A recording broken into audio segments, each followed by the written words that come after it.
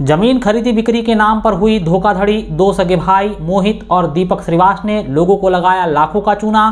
पीड़ितों ने कटंगी थाने पहुंचकर की शिकायत।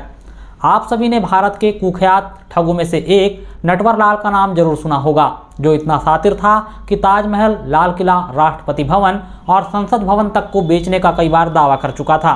कटंगी शहर के वार्ड क्रमांक 11 निवासी दो सगे भाई मोहित और दीपक श्रीवास ऐसे ही कुछ तथाकथित कुख्यात ठगों में शामिल हैं, जिन्होंने अपनी ठगी की कला और चतुराई से एक ही जमीन को अलग अलग लोगों को बेचने से लेकर प्लाटिंग के कारोबार में पार्टनर बनाने के नाम पर कई लाख रुपए ठगने का काम किया है। इन दोनों भाइयों ने जमीन की खरीदी बिक्री पार्टनरी के नाम पर न सिर्फ शहर के लोगों को ठगा है, बल्कि गांव की भोली भाली जनता और कई सरकारी कर्मचारियों को भी ठगने का काम किया है। सरकारी कर्मचारी लोक लज्जा की वजह से सामने आकर शिकायत नहीं कर रहे हैं, जबकि भोली भाली जनता की शिकायत पर पुलिस शांत बैठी है। रविवार को इन दो भाइयों से ठगी का शिकार हुए करीब आधा दर्जन पीड़ितों ने कटंगी थाने पहुंचकर लिखित शिकायत दर्ज करवाई। पुलिस से जांच कर दोषियों के विरुद्ध कानूनी कार्रवाई करने और पैसा वापस दिलाने की मांग रखी। इनमें कुछ शिकायतकर्ता ऐसे भी शामिल हुए जिन्होंने पहले ही थाने में शिकायती आवेदन दिया था, लेकिन उनके आवेदनों पर आज तक पुलिस ने कोई कार्रवाई नहीं की। इन दो भाइयों की ठगी की दर्जनों शिकायतें थाने में हैं, किंतु पुलिस कार्रवाई नहीं कर रही है। तो सवाल खड़ा हो रहा है कि क्या पुलिस इन दो भाइयों के हाथों में बिक गई है या फिर प्रशासन गहरी नींद में सोया हुआ है। ग्राम आकाशी का रहने वाला हूँ। फिलहाल अभी मेरा कटंगी वार्ड नंबर 7 में मकान है और जस्ट मेरे मकान से ही लगी हुई मोहित श्रीवास और दीपक श्रीवास के द्वारा प्लाटिंग की गई थी। तो जस्ट मैंने अपनी बाउंड्री से लगा हुआ 50 बाई 50 का प्लाट खरीदा था, जिसका एवज में मैंने नगद राशि दिया था उसे प्लाट के एवज में। तो उसने क्या किया कि अगले वाले को हमको न पता ना चलते हुए किसी और तीसरी पार्टी को बेच करके वो हमारा जो प्लाट है उसको वो कर दिया। उसके बाद हमने जब अपनी राशि की डिमांड की है तो उस राशि को देने के लिए वो नाइंकार हुआ और फिर जब हमने FIR करने की धमकी दी तो उसके बाद उन्होंने क्या किया कि हमको दूसरी जगह का अपना प्लाट का एक एग्रीमेंट बना करके दिया, प्लस हमारी जो राशि थी वो देने के लिए भी यानी मंजूर हुआ। तो उसके बाद हमने फिर FIR करने के लिए रुक गए थे, लेकिन फिर वो धीरे धीरे करके बस वैसे ही चलते रहा और अभी तक के बस वो चेक दे करके नया चेक दे करके बाउंस होते गए। और पिछले साल मेरे द्वारा कोर्ट में वो भी किया गया था अपना नोटिस के थ्रू, सब थोड़ा राजीनामा के इसमें यानी कुछ राशि दिया था उनने और फिर बाकी राशि का चेक दे दिया था।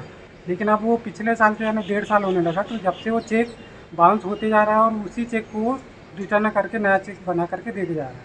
और अभी 15 तारीख को जस्ट ही जो चेक था 190 का, तो अभी जस्ट ही बाउंस होकर के मैंने फिर से उसमें नोटिस निकाल दिया और आज अपने थाने में FIR करने है।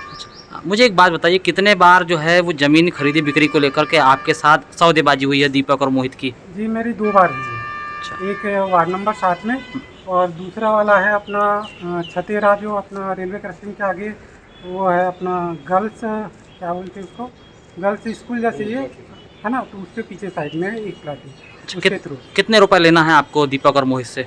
फिलहाल तो अभी मुझे 190 लेना है और अगर से प्लॉटिंग के हिसाब से जो हुआ था लेन देन तो उसमें बाकी राशि उनने दे चुका है। अच्छा, मतलब आपको 1,90,000 रुपए की राशि भी लेना है। मोहित और दीपक श्रीवास इन दोनों ही भाइयों ने कई लोगों के पक्के घर और प्लाट के सपने को चकनाचूर किया है। आयशा अंजुम नाम की पीड़ित महिला बताती है कि पूरे परिवार की दिन रात की मेहनत की कमाई से एक प्लाट और उस पर पक्का मकान बनाने का सपना देखा था और किस्त में इन भाइयों से एक प्लाट खरीदा। समय समय पर दोनों भाइयों ने पैसे लिए, लेकिन जब प्लाट की रजिस्ट्री कराने की बारी आई तो दोनों भाई मुकर गए। आयशा अंजुम 2 बार पुलिस में शिकायत कर चुकी है। वह इन दो भाई मोहित और दीपक से 3.5 लाख रुपए वापस करने की मांग कर रही है। तो दोनों भाई पीड़ित को हुई जान से मारने की धमकी दे रहे हैं। पीड़िता ने गत दिनों थाने में इसकी शिकायत दर्ज करवाई। इसी तरह कोमल प्रसाद बावने नाम का पीड़ित बताता है कि प्लाट खरीदने के नाम पर उससे 1,10,000 रुपए की राशि की ठगी की गई। एक अन्य पीड़ित अरुण कुमार देशमुख, जो पहले भी थाने में शिकायत कर चुके हैं, इन्हें भी इन दोनों भाइयों से 4.5 लाख रुपए लेने हैं। पीड़ित मुकेश ठाकरे ने बताया कि वह अगासी गांव के रहने वाले हैं। कटंगी में कृष्णा कॉलोनी में उनका एक मकान है, जहां दोनों भाइयों ने प्लाटिंग की और मुकेश ठाकरे से घर के बगल में ही एक प्लाट खरीदने के लिए कहा। मुकेश ने अपने फायदे का सौदा समझते हुए दोनों भाइयों से खरीदी बिक्री का करार किया। 8 लाख रुपए में प्लाट का सौदा हुआ, जिसकी 1 वर्ष के भीतर रजिस्ट्री करनी थी। इस बीच दोनों भाई मुकेश ठाकरे से अलग अलग किस्तों में करीब 3.5 लाख रुपए ले चुके, लेकिन जिस प्लाट का सौदा मुकेश से किया उसी प्लाट को किसी और को समय से पहले बेच दिया गया। इस बात की जानकारी मुकेश को तब लगी जब प्लाट खरीदने वाला शख्स नापजोख करने के लिए प्लाट में पहुंचा, जिसके बाद मुकेश ने मोहित और दीपक से बातचीत की तो दोनों विवाद करने लगे। जब मुकेश ने थाने में जाने की धमकी दी तब दोनों थोड़े नरम पड़े और छतेरा में प्लाट देने की बात कही, लेकिन यहां भी मुकेश को प्लाट नहीं दिया गया। फहीम कुरैशी नाम के पीड़ित ने बताया कि पवारी मोहल्ले में प्लाटिंग में पार्टनरी करने के नाम पर उससे 10 लाख रुपए लिए गए। फिर फहीम को करीब 1,80,000 रुपए वापस किए गए। शेष 8,20,000 रुपए की राशि आज तक नहीं मिल पाई है। मैं थाने इसलिए आया हूँ कि हमने पवारी मोहल्ला, हमारे घर के बाजू में पवारी मोहल्ला है, वह मैंने ज़मीन में पार्टनरशिप ही किया था मोहित श्रीवास और दीपक श्रीवास के साथ। लेकिन पार्टनर यानी 10 लाख रुपए कुछ दिया था मैंने, तो उससे मुझे 1,95,000 सिर्फ वापस हुए, बाकी कोई पैसा वापस नहीं मिला। जब भी उससे बोलो रजिस्ट्री भी नहीं करवा रहा है कोई प्लाट की, और यानी पैसे भी नहीं दे रहा है। तो आप आज थाने शिकायत करने हैं, क्या चाहते हैं आप? वही बस हमारे पैसे मिल जाएँ। कितना रुपया आपका? 8,80,000। इन दोनों ही भाइयों ने संपत्ति खरीदने में अपना पैसा इन्वेस्ट करने वाले शिक्षक, पंचायत सचिव से लेकर एक पुलिस से ठगी की है। जिन सरकारी कर्मचारियों से ठगी हुई है वह लोग लज्जा की वजह से सामने नहीं आ रहे हैं। इन्हें उम्मीद है कि यह लोग इन दोनों भाइयों से किसी भी तरह से अपना पैसा निकाल लेंगे, मगर इनकी यह उम्मीद कब पूरी होगी कहना मुश्किल है। जिन लोगों को इन दोनों भाइयों ने ठगा है और विवाद सामने आया, ऐसे में विवाद को शांत कराने के लिए इन दोनों भाइयों ने पीड़ितों को अलग अलग बैंकों के चेक दिए। पैसा वापस मिल जाए इसी उम्मीद में पीड़ितों ने इनसे मिले चेकों को बैंक में लगाया, लेकिन चेक लगाते ही पीड़ितों को पता चला कि जिस खाते के चेक उन्हें मिले हैं उनमें पैसा ही नहीं है।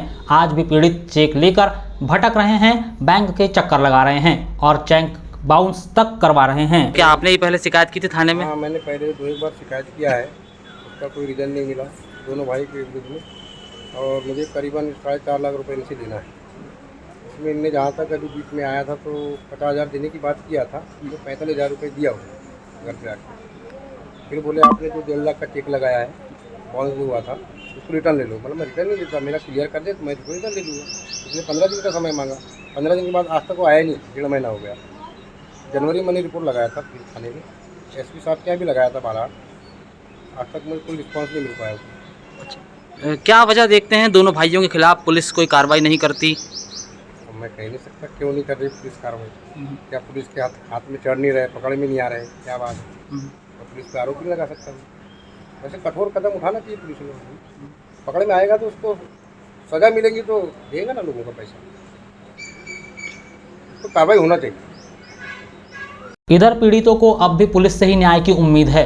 पीड़ितों को यह बात साफ समझ में आ रही है कि पुलिस शिकायत मिलने के बाद भी कोई कार्रवाई नहीं कर रही है, लेकिन इसके बावजूद पीड़ितों को पुलिस से ही न्याय की उम्मीद है। दरअसल मोहित और दीपक दोनों सार्वजनिक तौर पर पुलिस को खरीद लेने की बात कहते हैं और शिकायतकर्ताओं की शिकायत पर कोई कार्रवाई ना हो इस बात की तरफ साफ इशारा करती है कि पुलिस जानबूझकर शिकायतों पर ध्यान नहीं देती। ऐसे में कुछ पीड़ितों ने वकील के जरिए भी दोनों भाइयों को नोटिस तामील करवाया, लेकिन न्यायालय के जज तक मामला पहुंचे इससे पहले ही वकील पीड़ित पक्ष और दोनों भाइयों के बीच बैठक करवाकर कुछ पैसे पीड़ितों को दिलाकर मामले को रफा दफा करवा रहे हैं। यह बात स्वयं पीड़ितों ने बताई है। खैर, अब थाना प्रभारी ने पीड़ितों को आवेदनों पर जांच करने का भरोसा दिया है। अब इस भरोसे पर पुलिस कितना खरा उतरती है यह तो समय ही बताएगा। बताया तो यह भी जाता है कि इन दोनों भाइयों की वरिष्ठ पुलिस अधिकारियों के पास भी भयंकर शिकायतें हैं। पुलिस को इस बात का डर है कि अगर दोनों ही भाइयों के खिलाफ एक भी एफआईआर दर्ज हुई तो कहीं एफआईआर करने वालों की संख्या में तेजी से बढ़ोतरी ना हो जाए। आपका? हमारा नाम आयशा अंजुम है। अच्छा आयशा जी, आप पहले भी शिकायत कर चुके हैं दूसरे महीने में, क्या वजह है कि पुलिस कोई कार्रवाई नहीं कर रही? कहाँ चूक लग रहा है आपको? पता नहीं सर, हम तो बार 2 बार हो गया यहाँ शिकायत दर्ज करा चुके हैं, पर कोई कार्रवाई आगे बढ़ा ही नहीं रहे हैं। और हम उसके घर भी जा रहे हैं तो वो भी यानी देने लेने के बारे में कुछ वही नहीं करता, देऊंगा बोलता है, तारीख पे तारीख देते चले जा रहा है और देने की कोई वही नहीं है। बस एक बार 1.5 लाख रुपए की राशि दिया है 4.5 लाख में। 3 लाख रुपए बाकी है और देने का नाम ही नहीं ले रहा है। मतलब आपकी 3.5 लाख रुपए की राशि लेने की बाकी है अभी। जी, और उस दिन हम उसके घर गए तो हमारे साथ बहुत गाली गलौज करा, उसके पापा ने मारने की धमकी दिया शिवसेना बुला के हमारे हस्बैंड को।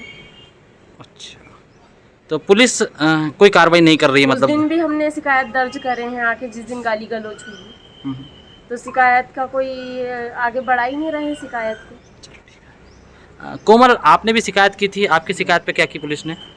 अभी तक तो कोई कार्रवाई नहीं हुई है। अच्छा, आपने कब शिकायत की थी? मैंने जनवरी में किया था। जनवरी माह में। जी। अच्छा, कटंगी पुलिस के अलावा कहीं भी और शिकायत की आपने? कटंगी में पुलिस के अलावा जो है कि एसपी साहब के यहाँ पर और जो है कि अपना आईजी साहब के यहाँ पर। अच्छा, वहाँ भी शिकायत किए थे। क्या लग रहा है आपको पुलिस जब कोई कार्रवाई नहीं कर रही है? मैंने तो भूख हड़ताल की भी लगाया हुआ है आवेदन जो है, लेकिन कुछ काम होने की वजह से जो है कि भी भूख हड़ताल नहीं बैठ पाया हूँ मैं। आपका कितना पैसा लेने का बाकी है? मेरा अभी बाकी 1,40,000 रुपये हैं और यदि 30 तक का समय दिया हुआ है, तक नहीं देगा तो फिर अपन बैठने के लिए जो है कि बाध्य रहेंगे। अच्छा, आपके साथ भी ज़मीन को लेकर के बातचीत हुई थी इसकी? हाँ, मैंने प्लाट खरीदा हुआ था, लेकिन उन्होंने खुद ने प्लाट की रजिस्ट्री नहीं कर पाए थे और समय से 2 महीना पहले हमको क्या है नोटिस भिजवा दी थी उन्होंने। इस कारण से जो है कि समय आने पर जब हमने रजिस्ट्री की बात की तो फिर वो क्या है कि टाल मटोल करते रहे और रजिस्ट्री नहीं कर पाए, तो हमने पैसा मांगा, तो पैसा के लिए भी जो है कि टाल मटोल किया गया।